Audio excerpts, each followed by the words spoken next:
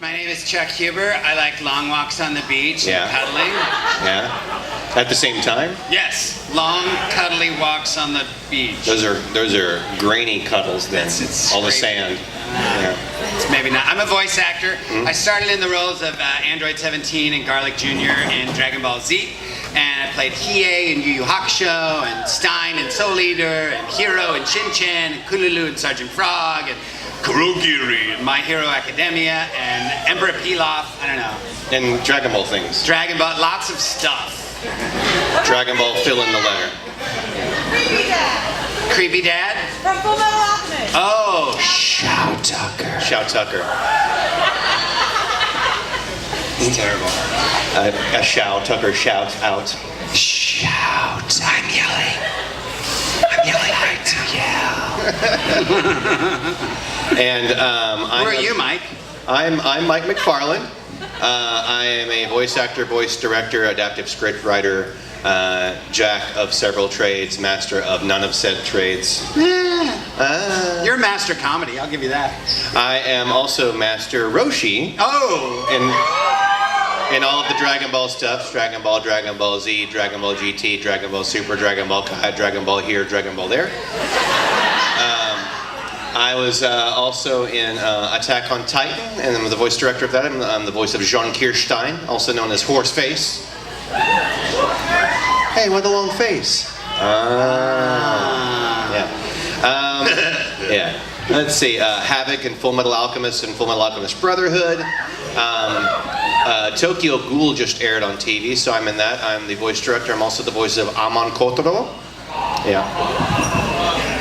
Yes, and approximately 200 to 300 other additional titles of the anime. I am in that. Doing it for a while. Yeah. So is this Q&A? Or what To start out, I have a few questions for you. What made you want to get into directing voice acting? Because you tried to coach me into saying Gene's last name, and it didn't go great for me. Well, I had studied acting and directing collegiately, or in college, as it were, or in uni.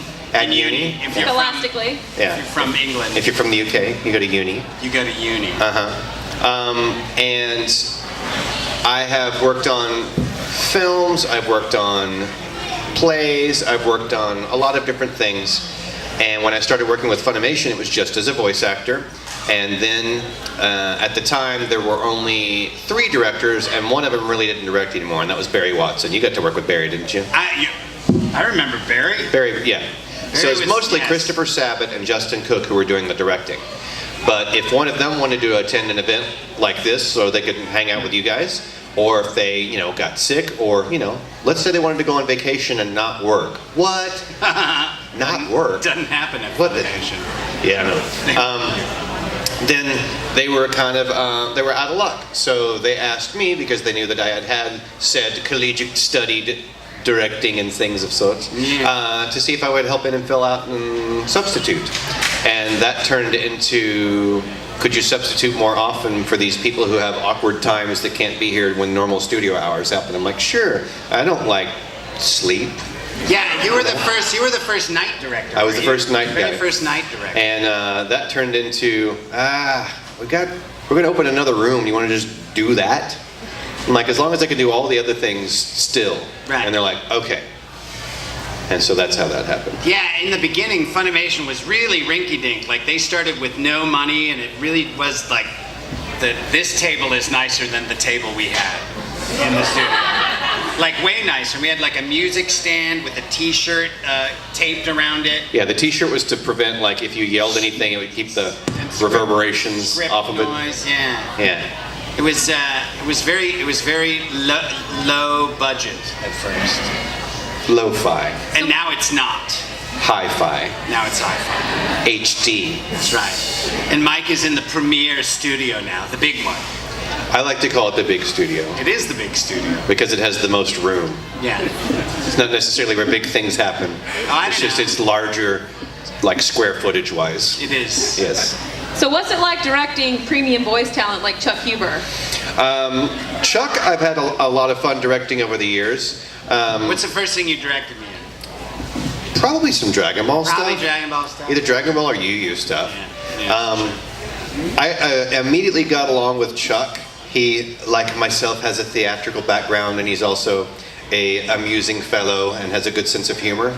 So I quickly learned that I could tell Chuck, rather than just tell him that he's doing a wonderful job all the time, because he does, I could just tell him things like, I guess that's okay. Or, I would do a take, and this is his reaction. all right. Marginal. Yeah. It eventually it evolved into that where it would just be low voice and things like rolled around the rim and finally fell in the basket. Just above terrible. Yeah. So it became a joke to try. D minus minus. Just barely good enough to not bother doing again. I don't want to kill myself, mostly. I didn't outright hate it. Y'all are sounding a lot like my father. Yeah. That is pretty creepy. Dad jokes are the best, though. Dad jokes are the best. So what about typecasting? You ever feel like you get, kind of shoehorned in a box? Well, you could call it shoehorned, or you could call it specialized. I mean, I definitely get a lot of, especially now, dad roles and scientist roles and teacher roles. I also get a lot of crazy people. Yeah, Chuck, with his vocal range and his ability and the way that he speaks, he does very well with intelligent professors, which can also bleed into mad scientists. Right. Evil people. Yeah, very tolerant dad. Yeah. Oh, yeah. Very tolerant dad. Yes, that's okay, honey. Yeah. So things like that. I mean, we can always do monster voices and creatures and critters and stuff like that. Yeah. But there is, with most of the stuff that we do, it's more or less, it's stylized, but it's somewhat realistic sounding because it's not like, like I'm a rock and I have arms and legs. It's like, it's all people. Right. And or things that resemble people, humanoids of some sort, like, like vampires and stuff like that. So it's all within the realm of that would sound like a person. Yeah. So it's a lot of sounding like yourself. A lot of times people think voice acting is about how many crazy voices you can do, and crazy voices are part of it. But the bulk of what you get cast in to do is what you sound like normally. Yeah, because that's what we want to hear. Yeah. Yeah. It's also what's easiest to act in, typically. Yes. So what was the first voice that you two mastered that was different than your regular speaking voice? I don't know about master, but like the Roshi voice, that was one of the first ones that I was booked as. Right. I booked the first ever job that Funimation recorded in Texas. Wow. Yeah. Because they'd been recording, I know, right? Thanks. They'd been recording folks up in Canada. Right. Yeah, so there was a lot of at the end of takes. No, there wasn't. That's not true. Goku, do you like hockey? Kamehameha, eh?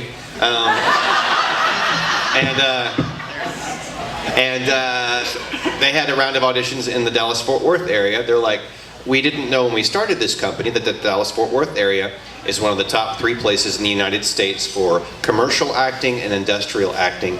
And there's also a really good theater scene there. In fact, one of the theaters, Dallas Theater Center, won a Tony Award this year for and Best theater. they don't hand those out to a lot of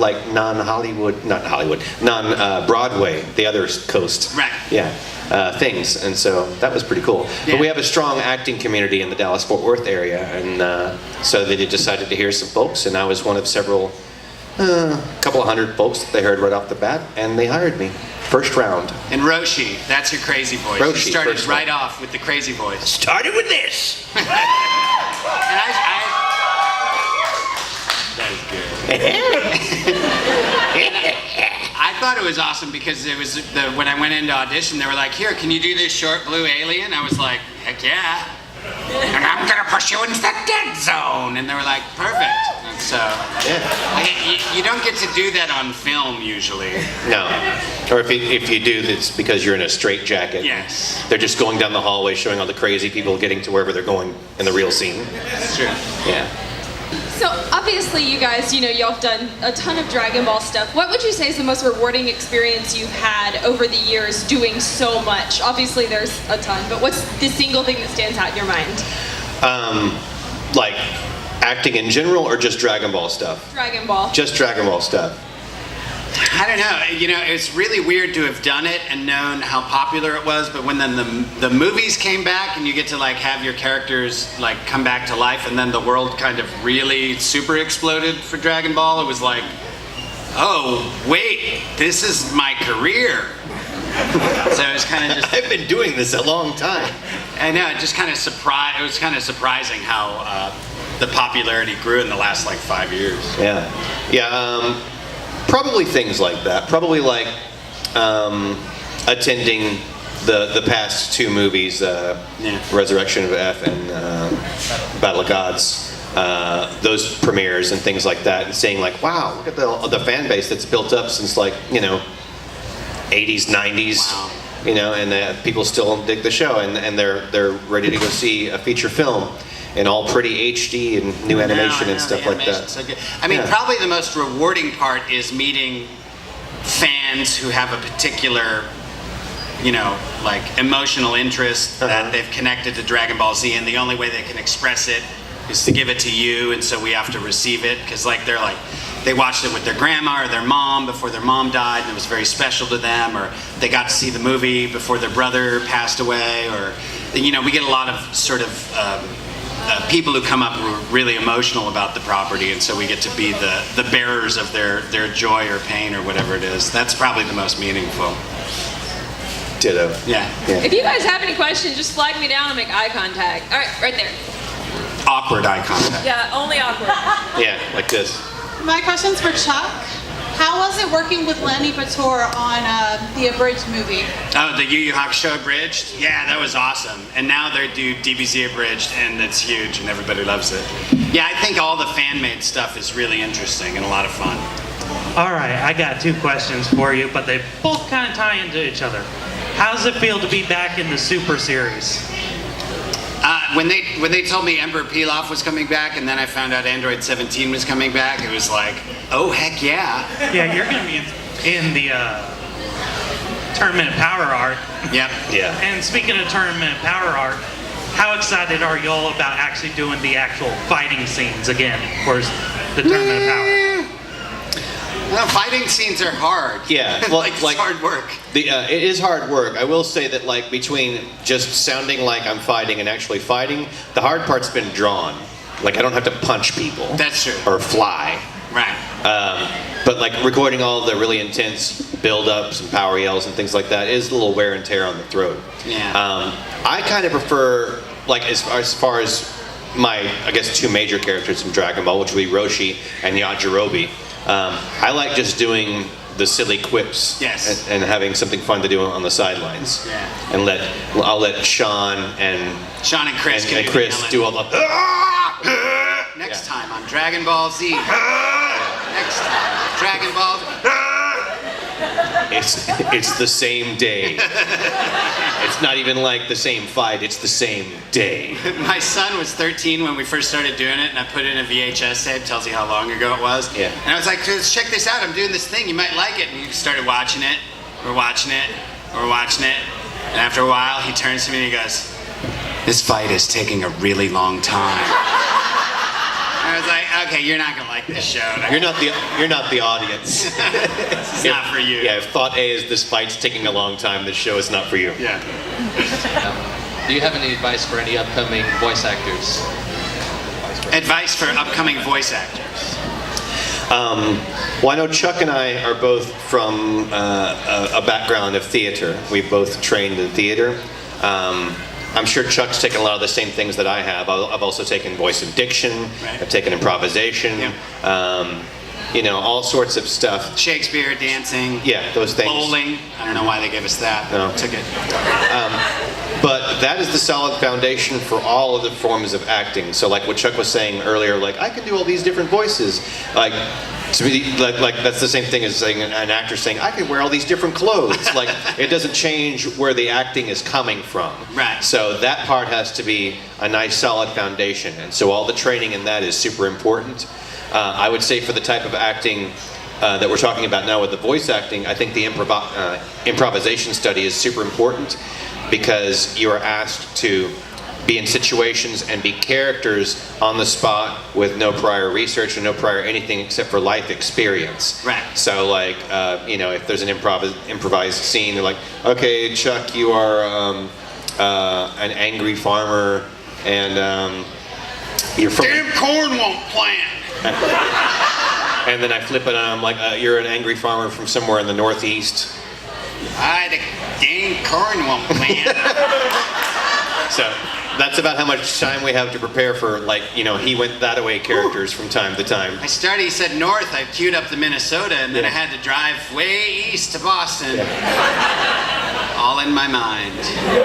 But yeah, becoming a voice actor, you pretty much just have to be an actor. I mean, you can kind of craft your life around sort of hitting that magic bullseye of ending up working at Funimation, and there are, mythical stories of people who fly from Hawaii and become voice actors at Funimation, because it's true, it can happen. But in general, the reason I tell people to take classes is because if you don't enjoy acting in class, if you don't enjoy the critique and the feedback and the practice and getting better, you are not going to like the booth. Probably one of the hardest things about the booth is that there's not as much pressure with like tons of crew and stuff around. It's just a director and an engineer, so that pressure's off.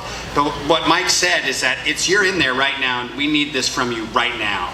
And if you can't do it right now, you're not the guy for us. You need to be able to turn it on today, not in an hour or two, right now. Yeah. To do these lines. Yeah, the job is to do it well, and do it quickly. Yeah. And not like,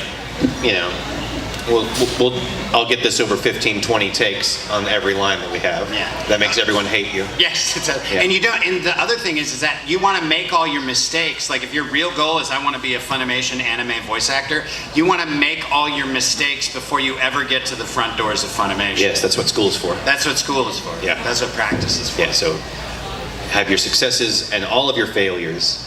Fail, because you gotta fail. Right. Also, $250,000 in unmarked bills in the trunk of Mike's car will also maybe get you an audition. It might do something. I'm kidding. It might. He's not kidding. It might do something. Where did you draw your inspiration from for Master Roshi? Inspiration for Master Roshi. Inspiration for Master Roshi? Well, I got to, when I auditioned for the character, they showed me 2 or 3 different pictures and had a little description underneath them, like, he's a martial arts master, he's kind of a pervert, and by kind of I mean like he's a big pervert, and it's a comedic type of old character, and all these sorts of things, and so I just, in my head, start building the character from that. The voice itself is a combination of lots of things that I heard when I was growing up. What all was it? One of them was like the Pepperidge Farm, remembers? Pepperidge Farm. Like take that voice and take the Northeast out of it, and then make it kookier. Yeah, and like other animated series and stuff that I had seen, and then like my experience of being on stage and especially doing improv, where like the old prospector comes on. Or, I'm gonna look for gold. Anything, yeah. So those are some of the inspirations, yeah. Past experience. I got Emperor Pilaf by trying to imitate Edith Bunker from All in the Family. Ow, Archie! So Emperor Pilaf is really a 60-year-old woman from Queens. It's totally true. Yeah.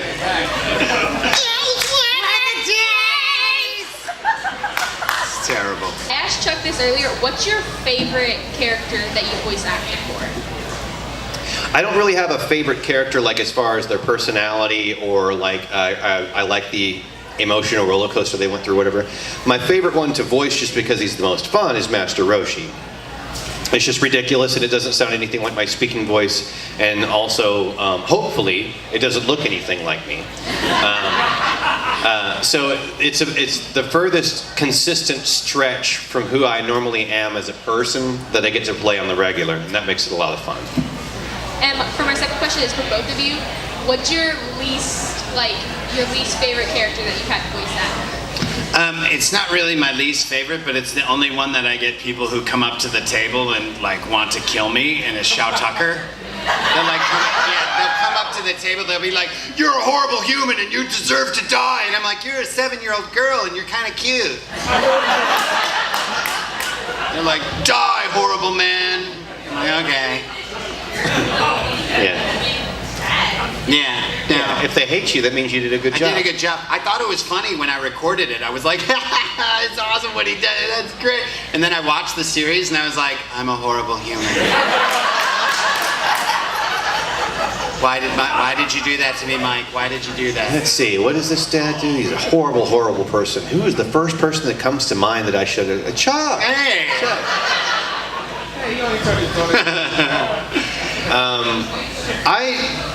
Let's see. For moral reasons, there's a character who I played, and I can't remember the character's name, and it's not a very popular show at all. But it was like Ghost Talkers Daydream, Ghost Walkers, something like that, where, and this is anime, so this isn't as far-fetched as it sounds, but if you like, that no one would ever make that show, don't forget this is anime. There was a dominatrix / stripper or something like that could converse with the dead. And the dead would ask for help, like, I'm in this horrible situation and my soul can't be released to wherever. And then she would go and meet these awful people who would do awful things. And I was an awful person. And that's about as vague as I can get while giving you some kind of idea of what's going on, rather than just I was an awful person. You had me at dominatrix. Of course I did. What was it like to watch the first character in an anime you voiced for the first time on TV? Oh, yeah. That is interesting. It's a fun experience. Yeah, it is fun. What was yours? Do you remember what yours was? Mine was either Roshi or it was, I was cast as 3 different things for this Dragon Ball project. Okay, so it's Master Roshi, and then this giant red demon creature who was just named Army Commander, and then a character named Count Lucifer, who's obviously a good guy. He's obviously a very kind Count Lucifer. Count Lucifer. There's no evil there at all. Initially, it was one of those 3. So I think it was just a matter of, listening to what the seiyuu did, listening to the Japanese performance and trying to understand what's going on, and having the director explain, and then see, how the whole ADR recording to synchronization process works. I'm like, oh, okay, it's that. And that's supposed to fit there, and there's a pause there, okay, and it's written in the line that way, okay, so I have to make that sound like that's how I would normally say it, because that's the only choice I have, because of the way that it's written. So, how far is this character from other characters? Is this character yelling? What's going on? And then record it somewhere probably between 1 and 4 times, at least right out of the gate. And have them play it back and adjust it and mess with it until it looks like that's what the character is naturally saying on their own, and then I have nothing to do with it. And then seeing that mixed in the the total after thing, we got all the music in, all the characters are in, they're all conversing. Together. Yeah. And you got your popcorn. Yeah. And you're like, that's me. Like I did that. I'm on the TV. I think the first time that I sent something to my mom, like, hey, I did this. Yeah. I think the Christmas card that year is like, Mike helps make these animated videotapes. I was like, well, I'm not the manufacturer. I don't press the videotape. I'm like, what's on the tape? I don't think it clicked really well initially.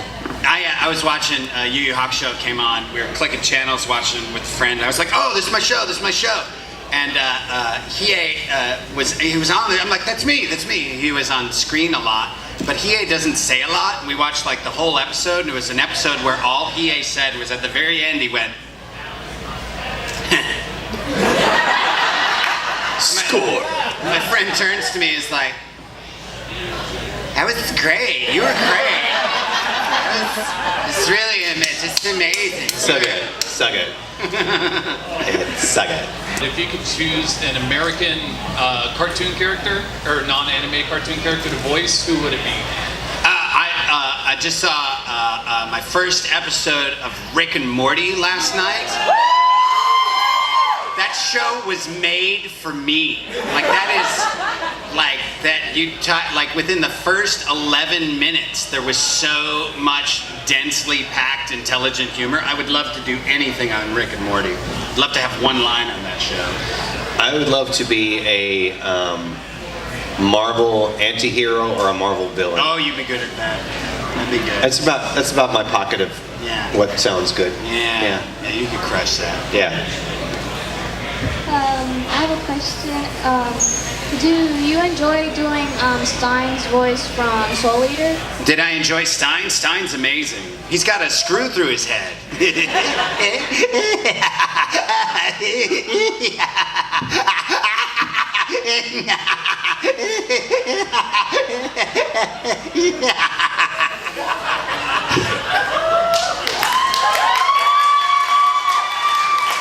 There's nothing funny about that.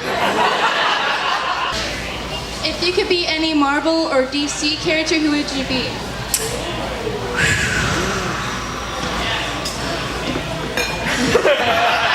I don't know.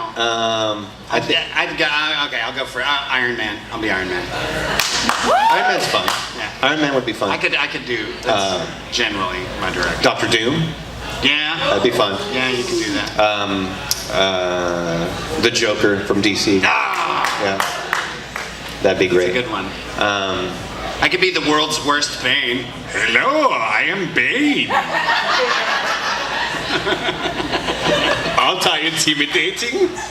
I will crush you. I expect you to die. Gotham is mine now. Yeah, even his henchmen are like, Who is laughing? Why are you laughing at me? That'd be so stupid. Will there ever be a live action Dragon Ball movie that is good?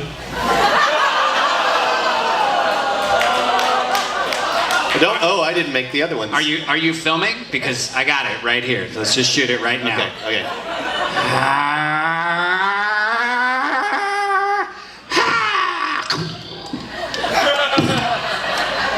That's better than the actual live action one. Although there's a fan-made one with Android 17 that is ridiculous. That is seriously awesome. You lust. I just wanted to be young for a minute and say ridiculous. What are your guys' most awkward fan stories? One time I was in a panel and this girl was like, after the panel's over, would you touch my glass eye? And I was like, really? Hell yeah, bring that up here. And it was like, she was like, go ahead, just poke it. And you're like, I'm poking this girl in the eye. People walking in like, why is that grown man poking that 15-year-old in the eye? I don't have a story better than that one, so. All right, everybody, let's give a warm